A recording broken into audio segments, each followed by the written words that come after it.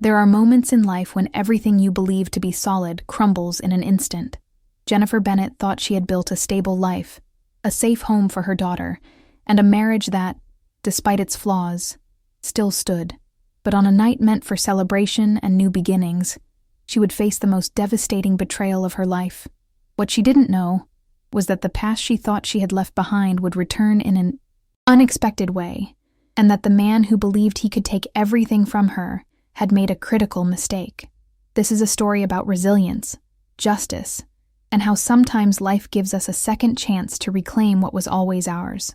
Before we begin this story, don't forget to like the video, subscribe to the channel, and tell us in the comments where you're listening to this story from. We'll be posting new stories every day. The crystal chandelier above the ballroom cast golden reflections across the polished marble floor as I stood near the champagne fountain, trying to steady my breathing. The Grand Harbor Hotel in downtown Boston had been transformed into a winter wonderland for this New Year's Eve celebration.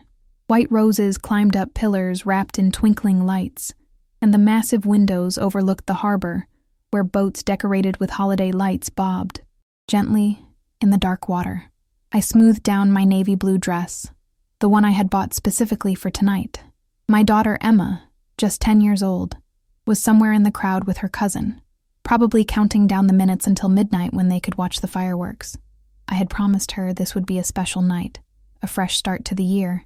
My husband Richard stood across the room, surrounded by his business associates. He was laughing, his head thrown back in that confident way he had, his expensive suit tailored perfectly to his frame. We had been married for 8 years, and I had learned to read his moods like a weather forecast.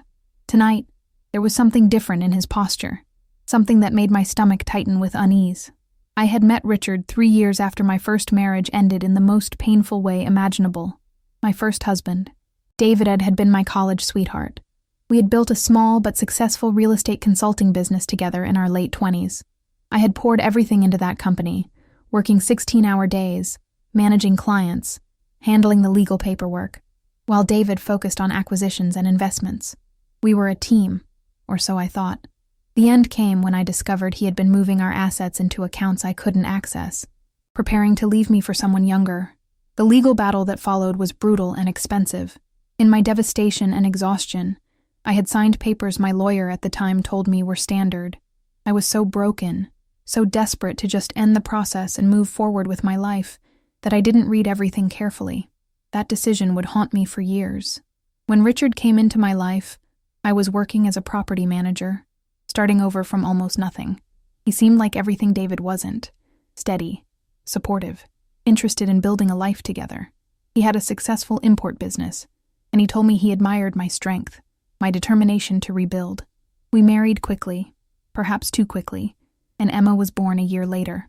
But over the past 2 years, things had shifted.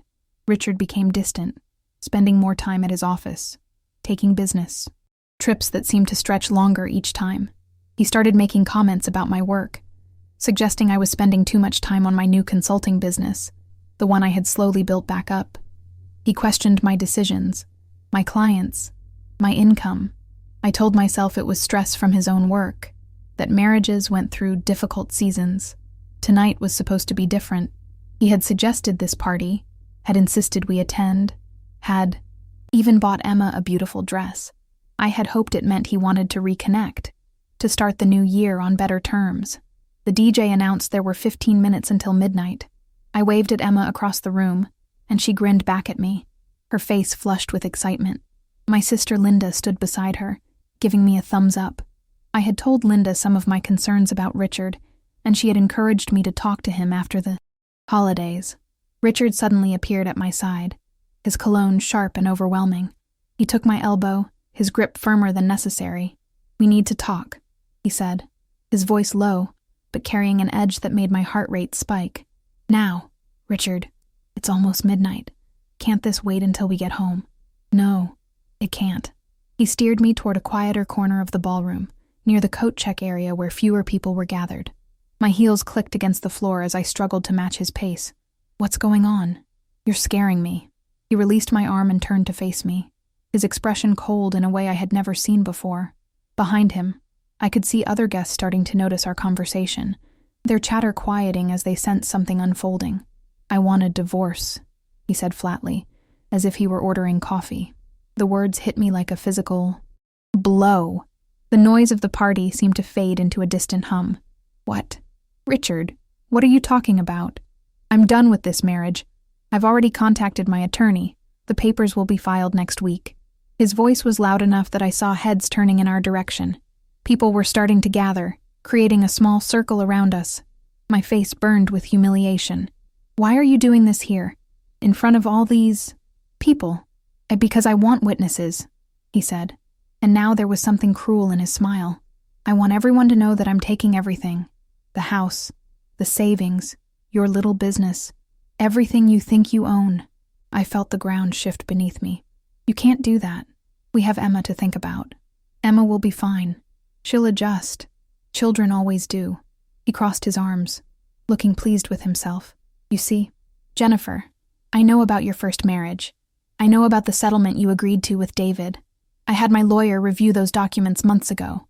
My blood ran cold. What are you talking about? There was a judgment in that case, one you agreed to. It stated that in the event of any future legal disputes involving marital assets, the previous settlement terms would be considered. Your first husband was awarded everything because of decisions you made during that marriage. My lawyer says that creates a precedent, since you brought nothing into our marriage, and since there's already a legal history of you losing everything in a divorce, the court will side with me." I couldn't breathe. The room was spinning. I was vaguely aware of murmurs around us, of Emma's voice calling my name from somewhere far away, of Linda pushing through the crowd toward us. "You planned this," I whispered. "This whole night. You wanted to humiliate me. I wanted to make sure there were plenty of people who heard me claim what's mine. Happy New Year, Jennifer." He glanced at his watch. 2 minutes to midnight. "This is going to be a great year for me." Linda reached my side, wrapping her arm around my shoulders. "You're disgusting," she spat at Richard. "How dare you do this to her, especially in front of your daughter." Emma was crying now, held back by my cousin who was trying to comfort her. The sight of my daughter's tears broke through my shock, replacing it with something harder, something stronger. "You think you know everything?" I said quietly, my voice steadier than I felt. "You think because you found some old documents and hired an expensive lawyer that you've already won?" "I don't think it. I know it," Richard Nye said confidently. The countdown began around us. 10, 9, 8. People were shouting, preparing to celebrate. But in our small corner of the ballroom, time seemed to stand still. "Then you don't know me at all," I said. "And you definitely don't know the whole story." 7, 6, and 5. "There's nothing you can do," Richard said. But for the first time, I saw a flicker of uncertainty in his eyes. 4, 3, 2. "We'll see about that," I said. 1. Happy New Year. As fireworks exploded over Boston Harbor, casting colored light through the ballroom windows, I turned away from my husband and walked toward my daughter. Linda kept pace beside me, whispering that we needed to leave, that we needed to get Emma somewhere safe and quiet. But as I held my crying daughter and guided her toward the exit, my mind was already racing. Richard had made assumptions based on incomplete information. He thought he knew about my first marriage, about the settlement, about the legal documents. But there were things even I had forgotten, details buried in files I hadn't looked at in years, complexities in that old case that had never been fully resolved. And there was one thing Richard definitely didn't know. 6 months ago, I had received a letter from a law firm representing David's estate. My first husband had passed away unexpectedly, and there were questions about the original settlement, about properties that had been misrepresented, about documents that might have been signed under duress. I had put that letter aside, too painful to deal with at the time, too busy trying to keep my current marriage together. Now, as we stepped out into the cold January air, fireworks still bursting overhead, I realized that letter might be the key to everything. Richard wanted to take everything from me, but he had just made the biggest mistake of his life. He had underestimated me, and he had done it publicly, with witnesses. The game had just begun, and he had no idea what he had started. The drive home from the hotel was silent, except for Emma's quiet sniffling in the back seat. Linda had offered to drive us, and I was grateful because my hands were shaking too, badly to grip the steering wheel. The streets of Boston were alive with celebration, people stumbling out of bars and restaurants, shouting and laughing as the new year began. Inside our car, it felt like we were moving through a different world entirely, one where joy had no place. Emma finally spoke as we turned onto our street in the Beacon Hill neighborhood. "Mom, why did Dad say those things? Why was he so mean to you?" I turned, in my seat, to look at her, this beautiful child with her father's dark hair and my green eyes. Her face was blotchy from crying, her carefully applied makeup smeared. She looked so young, so vulnerable, and I felt a surge of protective fury toward Richard for doing this in front of her. "Sometimes adults make very poor choices, sweetheart. Your father is going through something, and he handled it in the worst possible way. But I need you to know that none of this is your fault, and I'm going to make sure you're okay. I promise you that. Are you and Dad getting a divorce?" Her voice cracked on the last word. I couldn't lie to her. "It looks that way, honey, but that doesn't change how much we both love you." "He doesn't love me," she said bitterly. "If he loved me, he wouldn't have done that to you in front of everyone. My friends were there, Mom, everyone." Saw. Linda pulled into our driveway, the motion sensor lights flickering on to illuminate the red brick townhouse that had been our home for the past 6 years. It was a beautiful property, 3 stories with original hardwood floors and a small garden in the back. I had put so much work into making it a home, painting walls, choosing furniture, creating a safe space for Emma to grow up. The thought of losing it made my chest constrict. Let's get inside," Linda said gently. "It's freezing out here." The house was dark and cold when we entered. Richard had insisted on lowering the heat before we left, always concerned about utility bills despite his supposedly successful business. I turned up the thermostat and helped Emma out of her coat while Linda moved through the rooms, turning on lights, making the space feel less empty. "I'm going to make tea," Linda announced, heading toward the kitchen. "Emma, why don't you go change into something comfortable? Your mom and I need to talk." Emma nodded and trudged up the stairs, her shoulders slumped with exhaustion and sadness. I watched her go, feeling like I had failed her somehow, even though I knew rationally that Richard's choices were not my responsibility. In the kitchen, Linda was already filling the kettle, her movements efficient and purposeful. She had always been the practical one in our family, the older sister who handled crises with calm determination. She turned to face me, her expression serious. "Okay, tell me everything. And I mean everything. What was Richard talking about with your first marriage? What settlement?" I sank into one of the kitchen chairs, suddenly exhausted.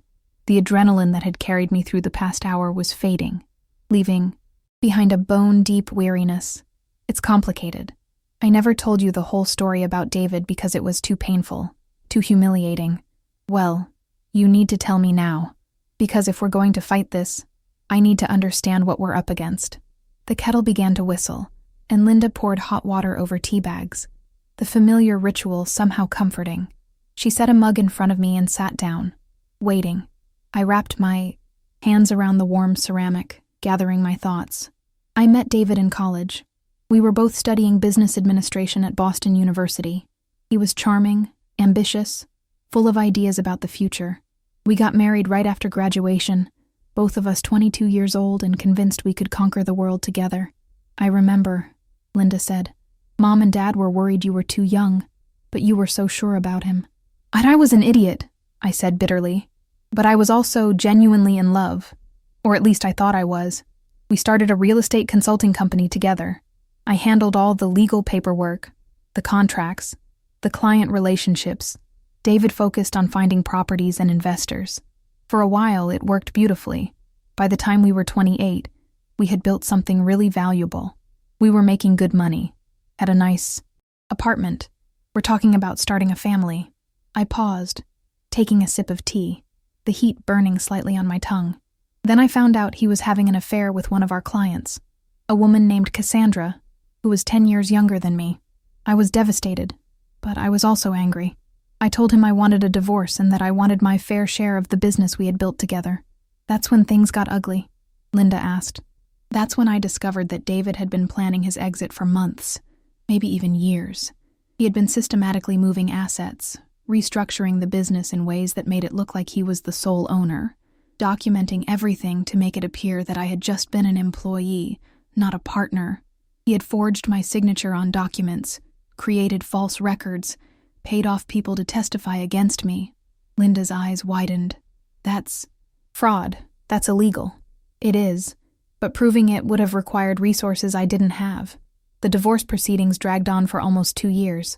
I was paying lawyer fees I couldn't afford, fighting a system that seemed designed to exhaust me. David had money, connections, and a legal team that was relentless. I was working full-time just to pay my rent, let alone legal bills. I could feel the old pain rising up, threatening to overwhelm me.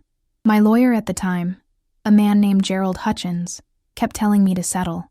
He said we could fight, but it would cost me everything I had left and I might still lose. He showed me precedents, cases where women in similar situations had been left with nothing. He told me I was lucky David was offering me anything at all. What did he offer?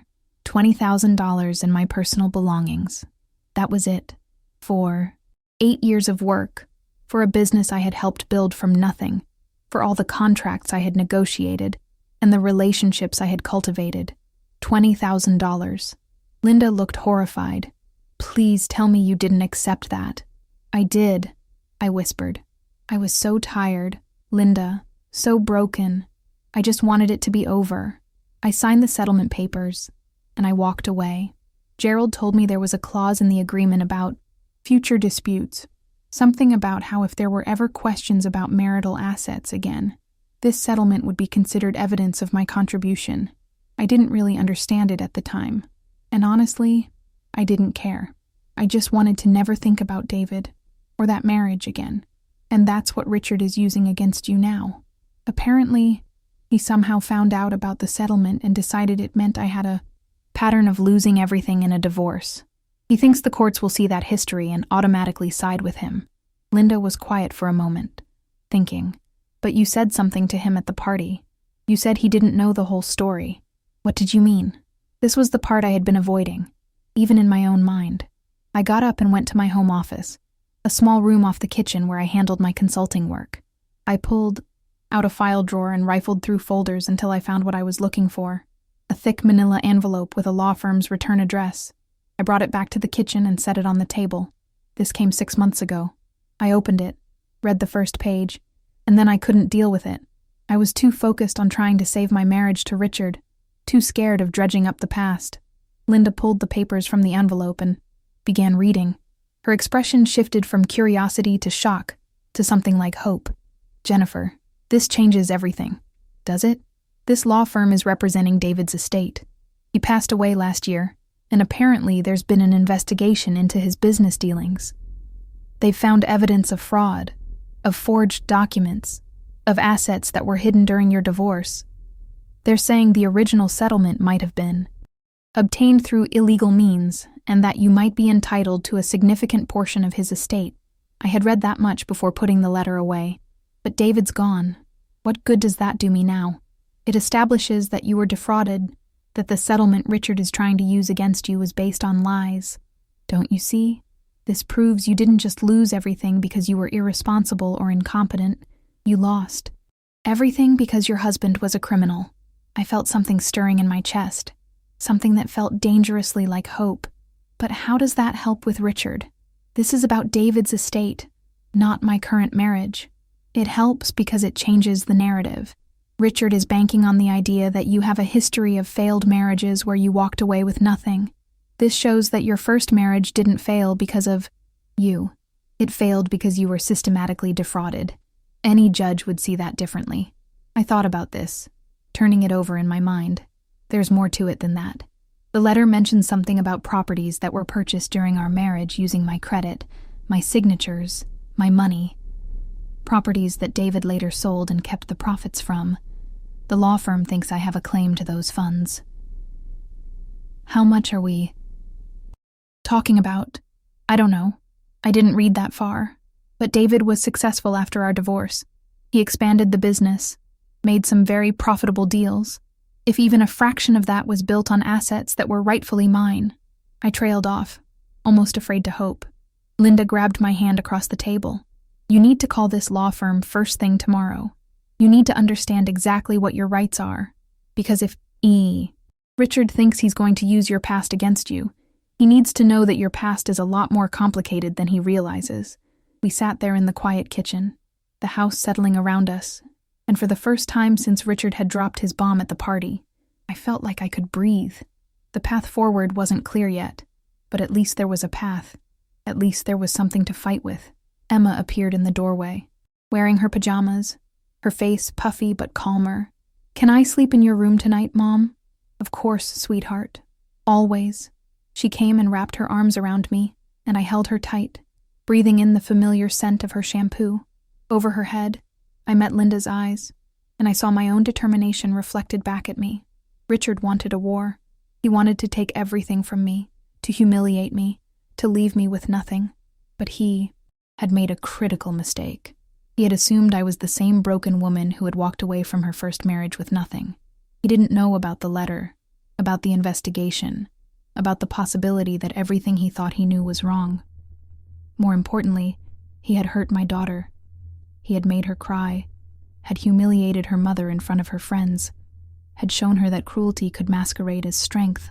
For that, alone, I would fight him with everything I had. Linda stood up, gathering her coat. "I'm going to head home, but I'll be back tomorrow morning. We're going to make some calls, get some answers, and start building your defense. Richard thinks he's already won, but he hasn't even seen what you're capable of yet." After she left, I took Emma upstairs to my bedroom. She curled up on Richard's side of the bed, and I lay beside her, stroking her hair until her breathing deepened into sleep. But I stayed awake, staring at the ceiling, my mind racing with possibilities and plans. Tomorrow, everything would change. Tomorrow, I would stop being a victim and start being a fighter. Richard had declared war at midnight, surrounded by witnesses, confident in his victory. He had no idea what was coming. The morning after New Year's Day arrived with harsh winter sunlight, streaming through the bedroom windows. Emma was still asleep beside me, her face peaceful in a way that made my heart ache. I slipped out of bed carefully, not wanting to wake her, and made my way downstairs. The house felt different now, like it belonged to someone else, like I was a guest in my own home. Richard hadn't come back last night. I had heard nothing from him. No text, no call, no explanation of where he had gone after. Humiliating me in front of half of Boston's business community, part of me was relieved by his absence. The other part was terrified about what he might be planning. I made coffee with shaking hands and sat at the kitchen table with the manila envelope Linda and I had discussed the night before. In the cold light of morning, I forced myself to read through all of it, every page, every detail. The law firm was called Morrison and Associates, and they specialized in estate litigation and fraud cases. The lead attorney on the case was a woman named Patricia Morrison. According to the documents, David had passed away 8 months ago from a sudden heart issue. He had been only 42 years old, the same age I was now. His second wife, Cassandra, the woman he had left me for, had immediately begun going through his business records to understand what she had inherited. What she found had shocked her enough to contact attorneys. David had maintained meticulous records of everything, including detailed notes about how he had systematically moved assets during our marriage. He had documented the forged signatures, the false contracts, the payoffs to witnesses. It was as if he had been proud of what he had done, as if he wanted to preserve a record of how clever he had been. Cassandra had found properties purchased in my name that I had never known about, credit cards opened with my information that I had never used, investments made with money that should have been marital assets. The total value, according to the preliminary investigation, was somewhere in the range of $400,000, money that had been mine, that I should have received in the divorce settlement, that David had stolen. But there was something else in the documents, something that made my blood run cold. The settlement I had signed hadn't just been unfair. It had included language that essentially stated I acknowledged receiving fair compensation for my contributions to the marriage and the business. By signing it, I had legally declared that I had no further claims to any assets, present or future, that might be connected to my marriage to David. Gerald Hutchins, my lawyer at the time, had assured me this was standard language. But reading it now, I could see how devastating it was. If a court looked at this document, they might interpret it as me admitting that I hadn't been defrauded, that I had received what I deserved. Richard's lawyers could use this exact language to argue that I had a pattern of poor financial decisions and failed marriages. I was reading through the pages for the third time when Linda arrived, letting herself in with the key I had given her years ago. She took one look at my face and knew something was wrong. What happened? What did you find? I pushed the papers toward her. Read page 12, the section about the settlement language. She read in silence, her expression growing darker. When she finished, she set the papers down carefully, as if they might explode. This is bad. It's worse than bad. Richard's lawyers are going to have a field day with this. They're going to say I knowingly signed away my rights, that I acknowledged the settlement was fair, that I have no one to blame but myself for being broke after my first marriage. But you were lied to.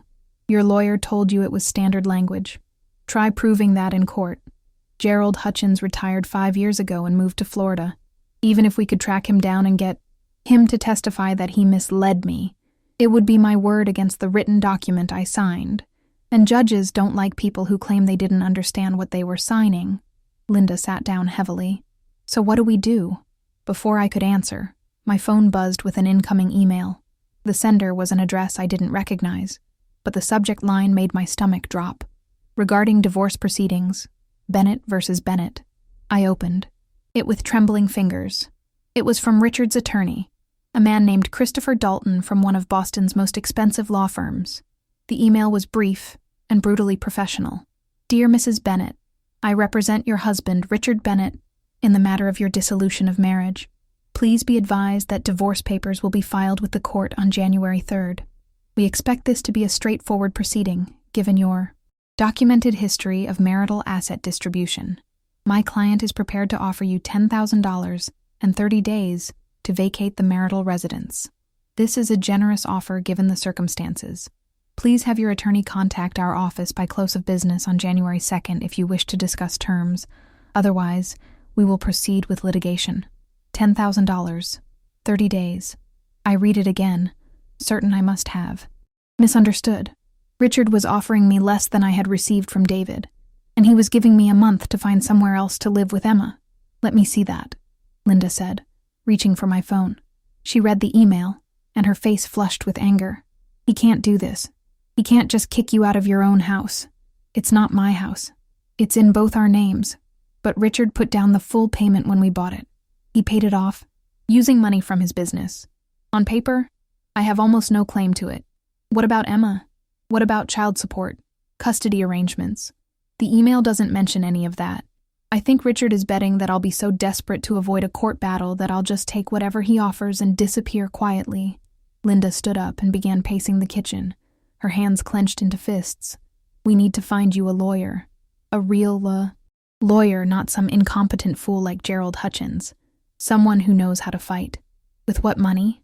Linda, I have maybe $15,000 in my personal account. My consulting business is barely breaking even. I can't afford the kind of attorney who could go up against Christopher Dalton. Then we'll figure something out. We'll take out loans. We'll ask Mom and Dad for help. We'll do whatever it takes. I thought about our parents, retired and living on a fixed income in Maine. They had already helped me once after my first divorce, giving me money to get back on my feet. I couldn't ask them again. I couldn't drag them into this nightmare. The sound of footsteps on the stairs made us both look up. Emma appeared, still in her pajamas, her hair tangled from sleep. She looked between us, reading the tension in the room. What's happening? Is it Dad? Is he coming back? I forced myself to smile, to push down the panic that was threatening to overwhelm me. Not right now, honey, but we need to talk about some things. Come sit with me. She climbed into my lap. Too big for it, really, but neither of us cared. I held her close and tried to figure out how to explain that her father was trying to take away her home, her stability, her sense of safety. Your dad and I are definitely getting a divorce. That part is decided. But there are some complicated things we need to work out about where we're going to live and how we're going to handle everything. Are we going to have to move? Her voice was small, frightened. I don't know yet. Maybe. But wherever we end up, we'll be together, and we'll be okay. I promise you that. She was quiet for a moment, then said, Dad called me this morning. I tensed. He did. When? Like an hour ago. You were downstairs. He said he wanted to talk to me about the divorce, about what was going to happen. Linda and I exchanged worried looks. What did he say, sweetheart? He said that you and him were getting a divorce because you made bad choices with money and that he had to protect me and him from your mistakes. He said that I might have to come live with him because you wouldn't be able to take care of me properly. The words hit me like a physical blow. Richard was already working on Emma, already trying to poison her against me, already building his narrative that I was the problem, the failure, the one who couldn't be trusted. Emma, that's not true. I haven't made bad choices with money. Your father is saying things that aren't accurate because he's angry and he wants to hurt me. I know, Mom. I'm not stupid. She pulled back to look at me, and I was startled by the maturity in her expression. I heard him on the phone with someone a few weeks ago. He was talking about how he needed to get everything ready, how he needed to make sure you couldn't fight him. I didn't understand what it meant at the time, but now I do. He's been planning this. My mind raced. What else did you hear? He mentioned something about papers from your old marriage, about how they proved something, and he talked about moving money around, about making sure things were in the right accounts. I thought he was just talking about his business, but it was about you, wasn't it? About the divorce. Linda leaned forward. Emma, this is really important. Did he say anything else? Anything about specific accounts or documents? She thought for a moment. He said something about offshore accounts, and he laughed and said you would never think to look there because you were too trusting. He said that's what he loved about you at first, but now it was just convenient. I felt sick. Offshore accounts. Richard had been moving money where I couldn't find it, where it wouldn't show up in any standard financial disclosure. He had been planning this divorce for weeks, maybe months, systematically hiding assets while I had been trying to save our marriage. There's something else, Emma said quietly. He told me that if I wanted to keep living in a nice house and going to my school and having nice things, I should tell the judge that I wanted to live with him. He said that if I chose you, we'd probably end up in some apartment, and I'd have to change schools, and I wouldn't be able to do dance classes anymore. Linda made a sound of pure rage, but I held up a hand to stop her from speaking. I needed to stay calm for Emma, needed to show her that I could handle this. Emma, no one is going to make you choose between your parents, and no matter what happens with houses or schools or dance classes, the most important thing is that we're together, and that you're safe and loved. Your father is trying to manipulate you, and that's not okay. She nodded, but I could see the fear in her eyes. Richard had planted seeds of doubt, seeds of worry about her future. He had used her own wants and needs as weapons against both of us. My phone rang, an unknown number. I almost didn't answer, but something made me pick up. Is this Jennifer Bennett? A woman's voice, professional and crisp. Yes. Who is this? My name is Patricia Morrison. I'm the attorney handling the estate case involving your first husband, David. I've been trying to reach you for several months. I understand this might be difficult timing, but I've recently become aware that you're facing a divorce proceeding. I think we need to talk immediately. I glanced at Linda, who was watching me intently. I received your documents. I've been reading through them. Then you understand that there are significant assets that were fraudulently taken from you during your first marriage. What you might not understand is how this affects your current situation. Mrs. Bennett, I've been doing some research into your current husband's business dealings, and I've found something very interesting. My heart was pounding. What did you find? I'd rather discuss this in person. Can you come to my office today? I know it's a holiday, but I think what I've discovered is urgent enough to warrant an immediate meeting. Yes, I can come. She gave me an address in downtown Boston, and a time, 2:00 that afternoon. When I hung up, Linda was already grabbing her coat. I'm coming with you, she said. Whatever she found, you're not facing it alone. The hours until the meeting crawled by. I showered, dressed in my most professional outfit, tried to eat something and failed. Emma spent the time in her room, video chatting with friends, trying to pretend everything was normal. I knew she was scared, knew she was probably telling her friends what had happened at the party, processing her trauma in the way 10-year-olds did. At 1:30, Linda and I left Emma with our cousin and drove into the city. The streets were quiet. Most businesses still closed for the holiday. Patricia Morrison's office was in a sleek building near the financial district, all glass and steel, and impressive views of the harbor. The attorney herself was in her 50s, with sharp eyes and an air of competence that immediately put me at ease. She shook our hands and gestured for us to sit in the chairs across from her massive desk. "Thank you for coming on such short notice. I'll get right to the point because I know you're under time pressure. I've been investigating your first husband's business dealings for the past 6 months. What started as a simple estate case has turned into something much larger. David was involved in some very questionable financial transactions, and some of them involved your current husband." I felt the room tilt. "What?" "Your current husband, Richard Bennett, was a business associate of David's. They worked together on several real estate deals about 5 years ago. In fact, Richard was one of the investors David brought in on a property development project in Cambridge, a project that was partially financed using assets that were stolen from you during your divorce."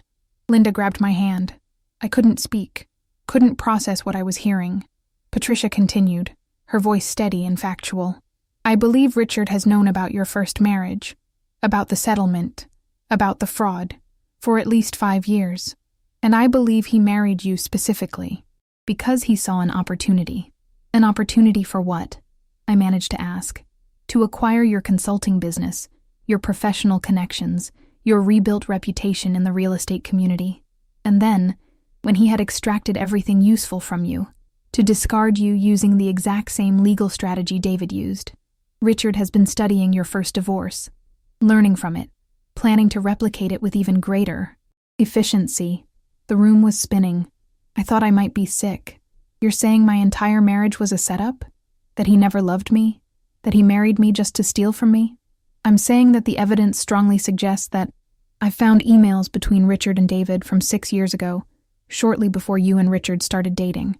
They discuss you specifically, discuss your business potential, discuss the legal vulnerabilities created by your first settlement. David even jokes about Richard being willing to marry you to gain access to your network." "Oh my God," Linda whispered. Patricia pulled out a file folder and opened it. "But here's what Richard doesn't know.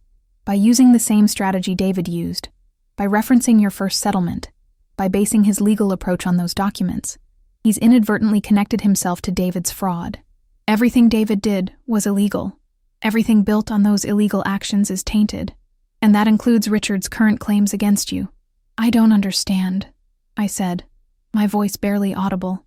"If we can prove that Richard knew about the fraud in your first marriage and used that knowledge to manipulate you into a second marriage, then his claims in this divorce are built on criminal activity. The court won't just dismiss his case. They'll investigate him for fraud, for conspiracy, for exploitation. And everything he's trying to take from you will be protected, because it's evidence in a criminal matter." Hope surged through me, almost painful in its intensity. "Can you prove it? Can you prove he knew? I have emails. I have financial records. I have testimony from people who worked with both David and Richard. It's going to take time to build the full case, but yes, I believe I can prove it." She leaned forward, her expression serious. "But Mrs. Bennett, I need you to understand something.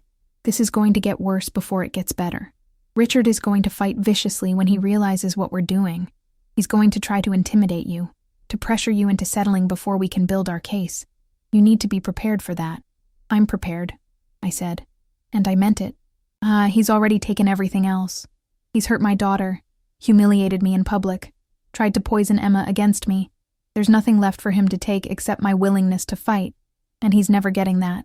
Patricia smiled, the first real smile I had seen from her. "Good, because we're not just going to defend you in this divorce. We're going to destroy him. We're going to expose every lie, every manipulation, every illegal transaction. By the time we're done, Richard Bennett will wish he had never heard your name." Linda squeezed my hand so hard it hurt, but I didn't care. For the first time since Richard had announced his intention to divorce me, I felt something other than fear and despair. I felt fury. I felt determination. And most importantly, I felt the stirring of something I hadn't experienced in years. The absolute certainty that I was going to win.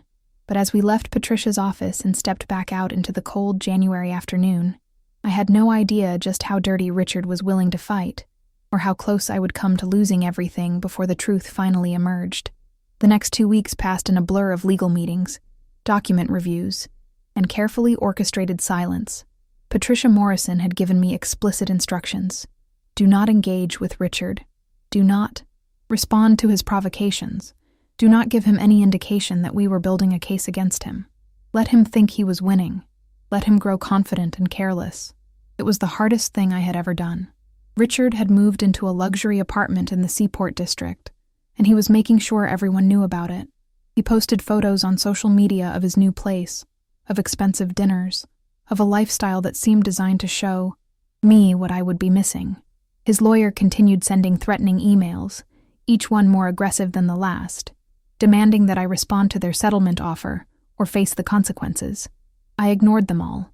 Patricia handled the legal responses, filing extensions, requesting documentation, playing the game exactly the way it needed to be played. Meanwhile, behind the scenes, we were building something Richard couldn't see coming. Emma had stopped taking Richard's calls after the 3rd time he tried to convince her that living with him would be better. She had come to me in tears after that conversation, telling me that he had promised her a bigger room, a better school, whatever she wanted if she would just tell the court she preferred him. I had held her and told her she never had to talk to him if she didn't want to, and I had watched something in her eyes harden. My daughter was learning earlier than I would have liked that love could be conditional, that people could use kindness as a weapon. On the 15th of January, Christopher Dalton filed the formal divorce petition. The document was brutal in its accusations. It painted me as financially irresponsible, emotionally unstable, and an unfit parent. It claimed that I had brought nothing to the marriage, that I had been supported entirely by Richard's generosity, and that I had a documented history of losing everything in failed relationships. It requested full custody of Emma, ownership of the house, and all marital assets. It offered me nothing. Patricia called me immediately after receiving the filing. Are you sitting down? Should I be? He's asking for everything. Jennifer. Not just the house and the money. He wants full custody. He's claiming, you're unfit. I had been expecting something like this, but hearing it spoken aloud still felt like a punch to the gut. On what grounds? Emotional instability, inability to provide stable housing, history of poor decision-making. He's even claiming that Emma has expressed fear of your erratic behavior. Patricia's voice was tight with controlled anger. It's all lies, of course. But lies can be powerful in court if they're well documented. What do? We stick to the plan. I'm going to file our response in 48 hours, and it's going to shock him. We're not just defending against his claims, we're going on the offensive. I've finished compiling the evidence of his connection to David, and it's damning. Emails, financial transactions, witness statements. We have enough to request a fraud investigation, and we're going to do it publicly, as part of our court filing. Will that work? Can we really prove he planned all of this? I can prove he knew about David's fraud and that he used that knowledge to his advantage. Whether that constitutes criminal conspiracy is up to the prosecutors, but it's enough to destroy his divorce case. No judge is going to award custody and assets to a man who's under investigation for financial fraud and exploitation. I felt a flutter of hope, quickly suppressed. I had learned not to trust hope too easily. What happens after we file? Chaos. Probably. Richard and his lawyer are going to go into crisis mode. They're going to try to negotiate, to make this go away quietly. They might even threaten you directly. That's why I need you to stay strong, stay silent, and let me handle everything. Can you do that? Yes, I said, and I meant it. That night, I couldn't sleep. I lay in bed thinking about the past 8 years, examining every moment with Richard through this new lens of understanding. Had he ever loved me?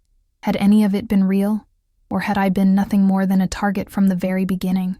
A woman with useful connections and legal vulnerabilities that could be exploited? I thought about the early days of our relationship, how attentive he had been, how interested in my work. He had asked so many questions about my clients, my business strategies, my plans for growth.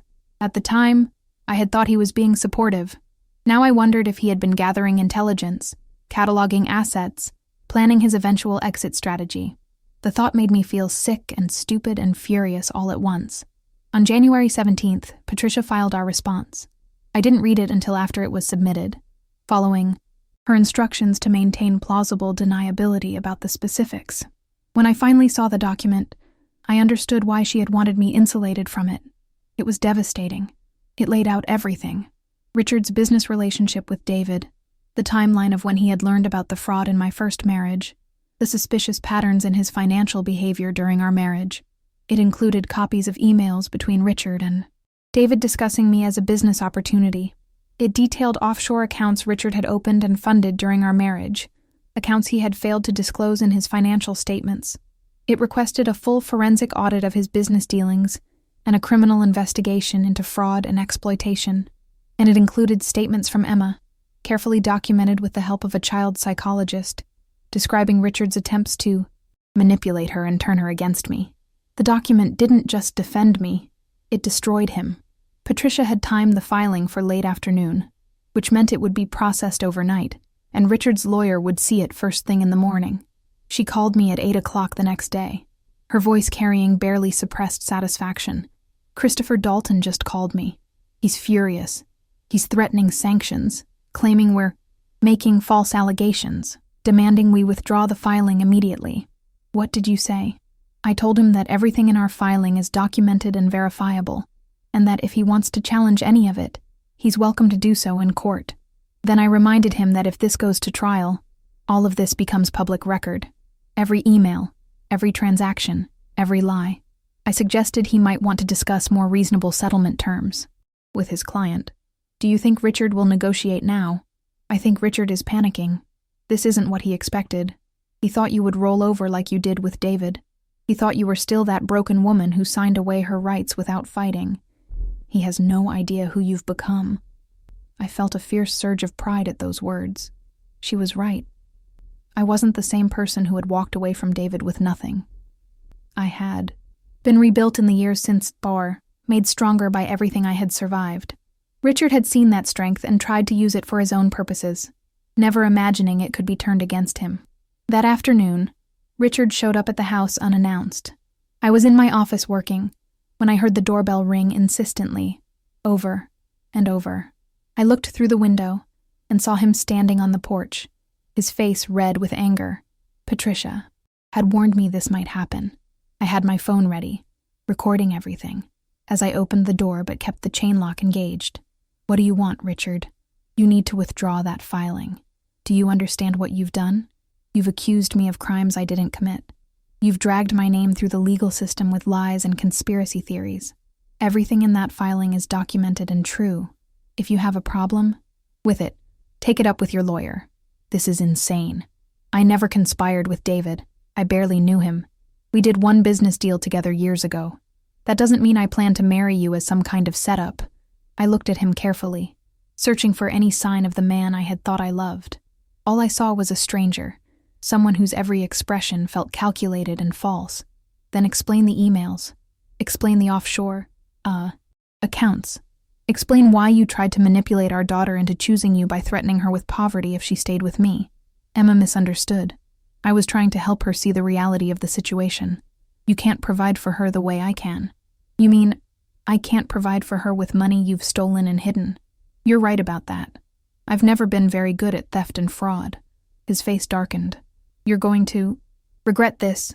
Jennifer, you think you're winning right now, but you have no idea what I'm capable of. I will destroy you in court. I will take Emma. I will make sure you end up with nothing, just like last time. Are you threatening me, Richard? Because I'm recording this conversation, and threatening your soon-to-be ex-wife is generally not a good look in custody battles. He noticed my phone for the first time, and something like fear flashed across his face. He stepped back, visibly trying to control himself. This isn't over, he said quietly. Not by a long shot. He left, and I locked the door behind him, my hands shaking so badly I could barely manage it. But I had done it. I had faced him without breaking, without backing down, without giving him the satisfaction of seeing me afraid. I sent the recording to Patricia immediately. She called back. Within minutes. This is perfect. He just made our case even stronger. A man who's innocent doesn't show up at his wife's house to threaten her. A man who's innocent doesn't try to intimidate her into withdrawing evidence. This recording shows consciousness of guilt, and any judge will see that. He said it isn't over. What do you think he meant? Patricia was quiet for a moment. I don't know, but we need to be careful. Cornered. People do desperate things. I want you to document everything, every contact, every conversation. If he shows up again, don't open the door. Call the police. We're playing for keeps now, and Richard knows it. The next few days were strangely quiet. Richard didn't call, didn't email, didn't try to contact Emma. His lawyer sent a brief message requesting a settlement conference, which Patricia accepted. We scheduled it for January 25th, giving us just over a week to prepare. I spent that week getting ready for battle. Patricia coached me on what to expect, how to present myself, what questions might come up. Linda helped me organize financial documents, proving my contributions to the household, documenting every expense I had covered for Emma.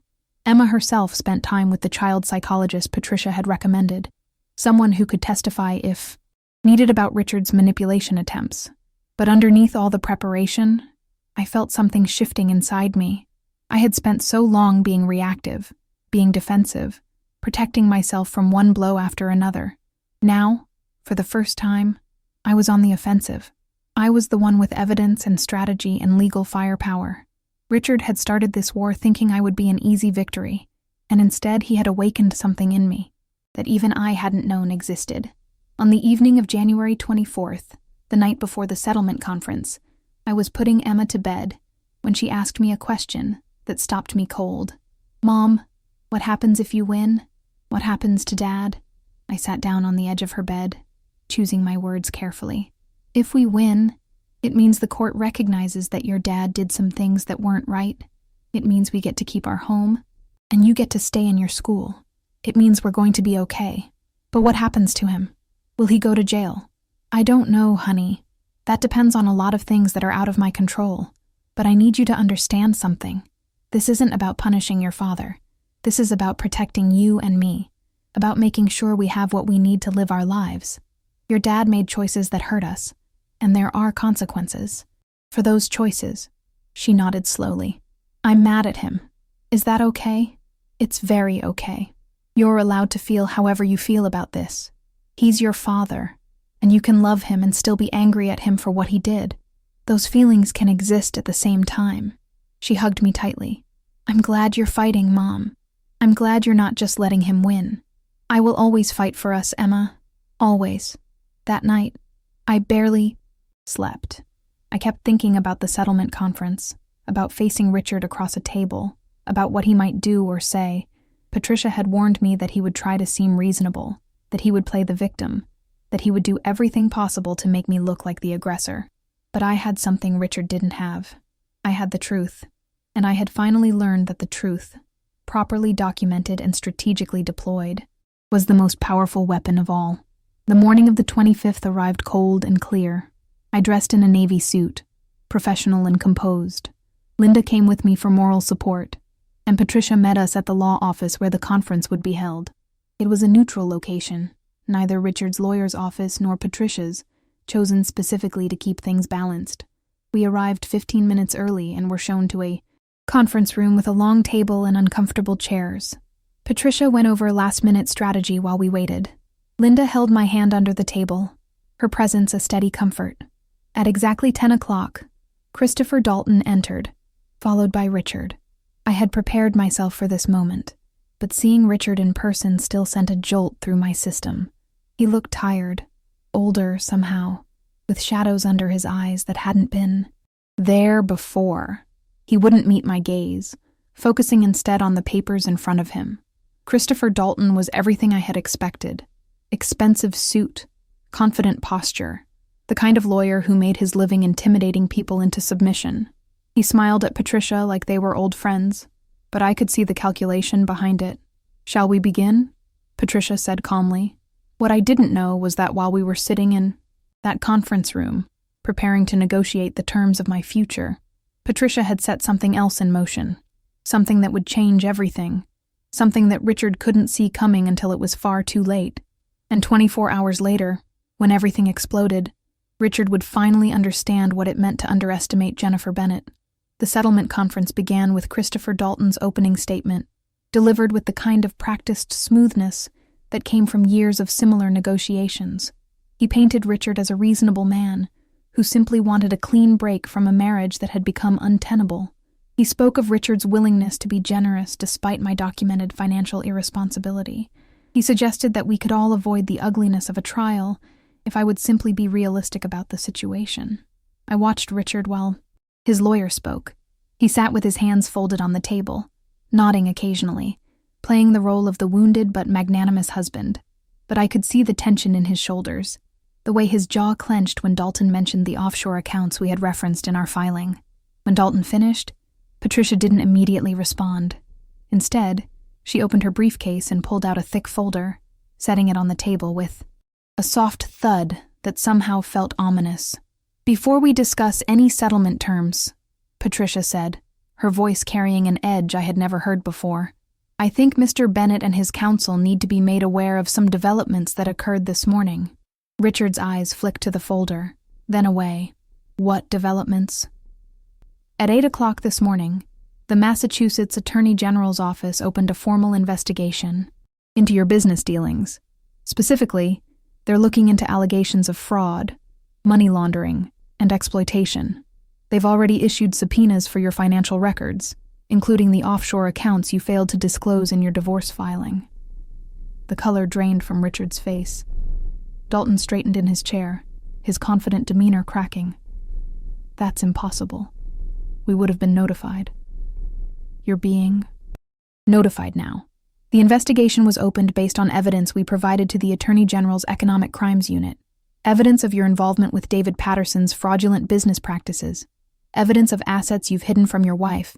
Evidence of conspiracy to commit financial exploitation."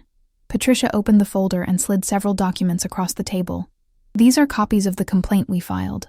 I thought you might want to review them before we continue discussing settlement terms." Dalton grabbed the papers and began reading, his face growing darker with each page.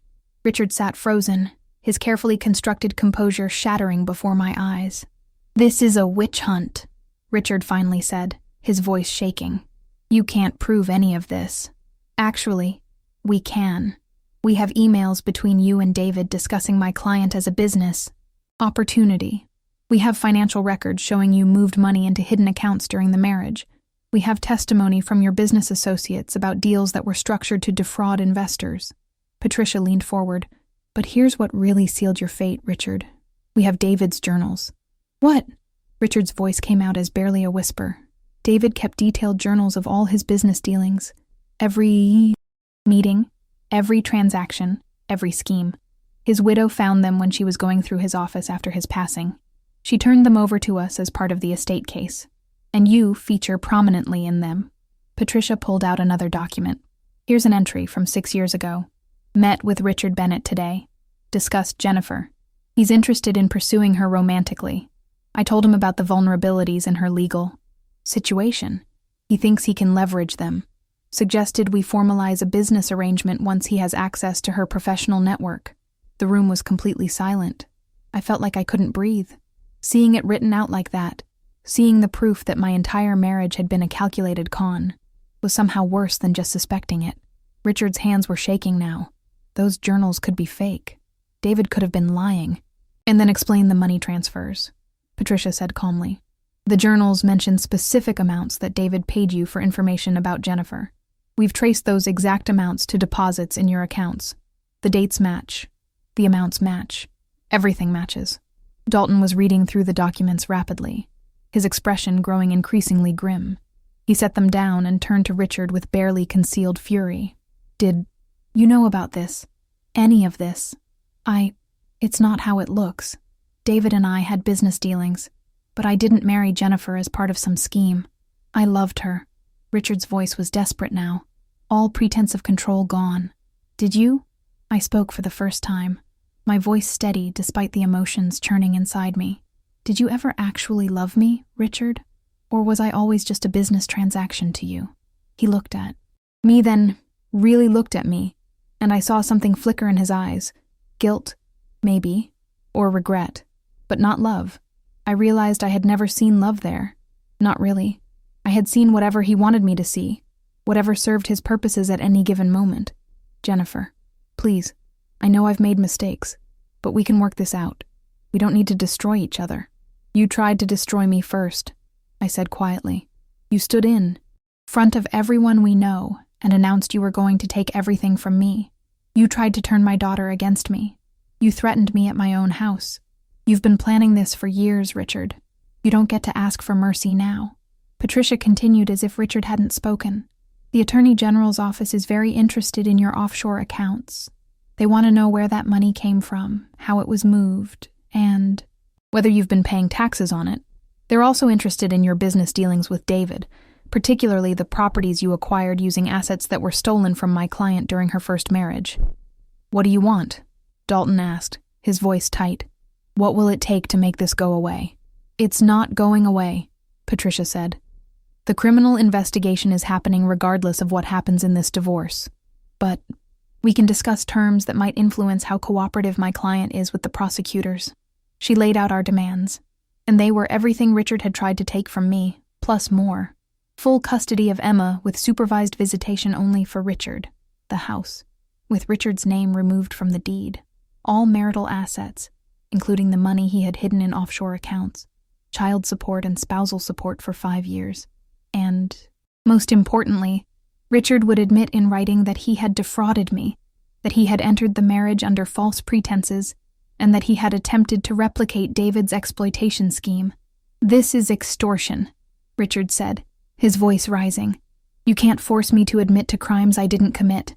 We're not forcing you to do anything, Patricia said calmly.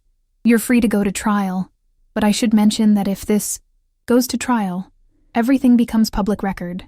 Every email, every journal entry, every sordid detail of how you married my client as part of a con. Your business reputation will be destroyed, your professional relationships will evaporate, and you'll still likely face criminal charges. Or you can sign this settlement, admit what you did, and at least maintain some dignity in how this ends. Dalton pulled Richard aside for a whispered conference. I watched them, feeling strangely detached from the whole thing. This was the man I had shared a bed with for 8 years, the man I had trusted, the father of my child, and he was nothing like I had believed him to be. After 10 minutes, they returned to the table. Richard looked defeated, his shoulders slumped, his eyes red. We need time to review these terms, Dalton said.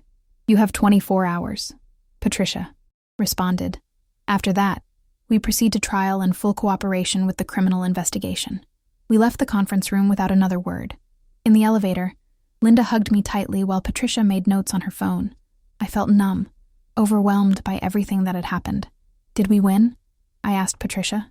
Is it really over? Not yet, but we will. Richard is cornered and he knows it. He'll sign the settlement, because the alternative is so much worse. And even if he doesn't, we have enough evidence to win in court and see him prosecuted. Either way, Jennifer, you're going to be okay. The next 24 hours were the longest of my life. I tried to go about my normal routine, taking care of Emma, working on my consulting projects, pretending everything was fine. But underneath it all, I was waiting, holding my breath, afraid to believe that this nightmare might actually be ending. Patricia called at 4 o'clock the next afternoon. He signed. Richard agreed to all our terms. It's over. Jennifer, you won. I sat down heavily, the phone pressed to my ear, unable to speak. Jennifer, are you there? I'm here.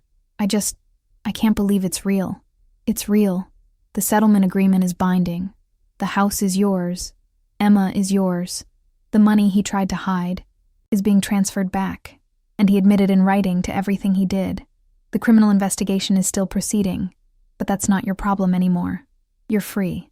After I hung up, I just sat there for a long moment, letting it sink in. Then I went upstairs to where Emma was doing homework and told her the news. She burst into tears, but they were tears of relief this time, of joy. We held each other and cried together, releasing months of fear and tension. Linda came over that evening with champagne and takeout from my favorite restaurant. We sat in the kitchen, the same kitchen where I had read Patricia's letter all those weeks ago, and we celebrated, not with loud laughter or wild excitement, but with quiet satisfaction and profound relief. I'm so proud of you, Linda said, raising her glass. You could have given up. You could have taken whatever Richard offered and walked away. But you fought, and you won. I had to. For Emma. For myself. For every woman who's ever been told she's worthless, that she deserves nothing, that she should just accept whatever scraps she's given. I took a sip of champagne, feeling the bubbles on my tongue. Richard thought I was still the same person who walked away from David with nothing. He didn't realize that losing everything once had taught me something valuable. What's that? That I can survive anything, that I can rebuild from nothing, that my worth isn't determined by what I own or who I'm married to, and that I'm a lot stronger than anyone, including me, ever gave me credit for. The following weeks brought a new rhythm to our lives. Richard moved his belongings out of the house under supervised conditions, barely speaking to anyone. Emma started therapy to process everything she had been through, and slowly I watched her begin to heal. The criminal investigation into Richard's dealings continued, though I distanced myself from it as much as possible. That was his consequence to face, not mine. I threw myself back into my consulting business with renewed energy. Clients I had worried about losing during the divorce stayed with me, and new ones appeared, drawn by recommendations. And by my growing reputation, word had spread through Boston's business community about what had happened, about how I had fought and won. Some people were sympathetic, others were judgmental, suggesting I should have known better, should have seen the signs. I learned to ignore the critics and focus on the supporters. 3 months after the settlement, I was working in my home office when Emma came in with a letter. "This came for you." Our mom. It looks official. It was from Patricia Morrison's office. Inside was a check, along a brief note. Final settlement from David Patterson's estate. The investigation concluded that you were owed significantly more than originally calculated. This represents your share of assets that were fraudulently taken. Use it well, Patricia. The amount made my hands shake. $400,000, just as the initial investigation had suggested. Money that should have been mine years ago. Money that David had stolen and hidden. Money that had finally been returned. I thought about what I could do with it. I could renovate the house, take Emma on the vacation she had been dreaming about, invest in my business. But more than that, I could breathe. I could plan for the future without constant fear of financial disaster. I could give Emma the stability and security she deserved. That evening, Emma and I sat in the garden behind our house, watching the sunset paint the sky in shades of orange and pink. She was telling me about her day at school, about her friends, about the dance recital coming up. She sounded like a normal 10-year-old again, unburdened by adult problems and adult betrayals. "Mom," she said suddenly, "are you happy?" I thought about the question carefully. Was I happy? I was exhausted, still healing, still processing everything that had happened. But underneath all of that, there was something else. Peace, relief, and yes, a kind of happiness that came from knowing I had fought for myself and won. I'm getting there, sweetie. Every day I feel a little bit more like myself again, a little bit stronger, a little bit more sure that we're going to be okay. We are going to be okay, aren't we? We absolutely are. Better than okay. We're going to be great. 6 months after the settlement, I got a call from Patricia. "I thought you'd want to know. Richard has been formally charged with fraud and money laundering. He's facing significant prison time if convicted. His business has collapsed, and he's reportedly filed for bankruptcy." I didn't feel the satisfaction I might have expected. Mostly I just felt sad. Sad for Emma, who would have to live with the knowledge that her father was a criminal. Sad for the years I had wasted on someone who never valued me. Sad for how much pain could have been avoided if Richard had just been honest from the beginning. "Thank you for letting me know," I said. "There's something else. Cassandra, David's widow, wants to meet you. She says she feels terrible about everything that happened and wants to apologize." I was surprised by how much that meant to me. I'd like that. We met at a coffee shop in Cambridge a week later. Cassandra was younger than me, probably in her mid-30s, with kind eyes and an apologetic smile. We sat awkwardly at first, neither of us quite sure how to begin. "I'm sorry," she finally said. "I'm sorry for my part in what happened to you. I didn't know David was married when we first met. By the time I found out, I was already involved with him, and I convinced myself that your marriage must have been over anyway. I was wrong. I was selfish, and I contributed to your pain." I looked at her, this woman who had once been my enemy, and I realized I didn't hate her anymore. She had been manipulated by David just like I had, used for his purposes and then discarded when she was no longer useful. I forgive you, I said, and I meant it.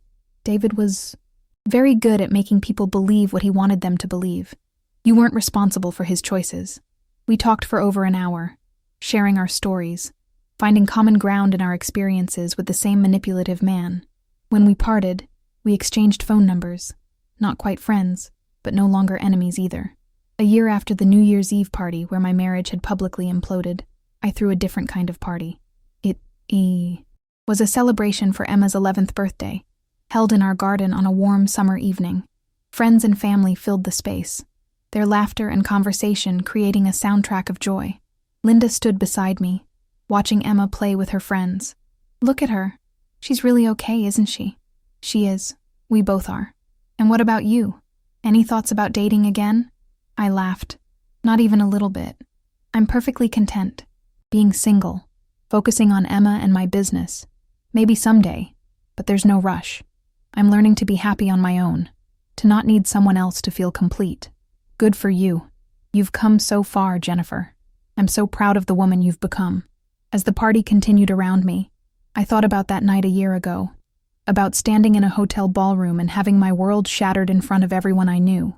At the time, it had felt like the end of everything, but it had actually been the beginning of understanding my own strength, of learning to fight for myself, of discovering that I was capable of so much more than I had ever imagined. Richard had tried to take everything from me. In doing so, he had accidentally given me the greatest gift of all, the certainty that I could survive anything, that I could rebuild from ruins, that I was valuable and worthy entirely on my own terms. Emma called my name, beckoning me to join the party. I walked toward my daughter, toward this life we had built together, toward a future that was finally ours to shape however we wanted. And for the first time in longer than I could remember, I felt genuinely, completely happy. The past year had taught me that justice doesn't always arrive quickly, and that healing takes time. But it had also taught me that sometimes, if you're willing to fight hard enough and believe in yourself even when no one else does, you can win. Not just survive, but actually win. And that knowledge, more than any settlement or victory in court, was what would carry me forward into whatever came next.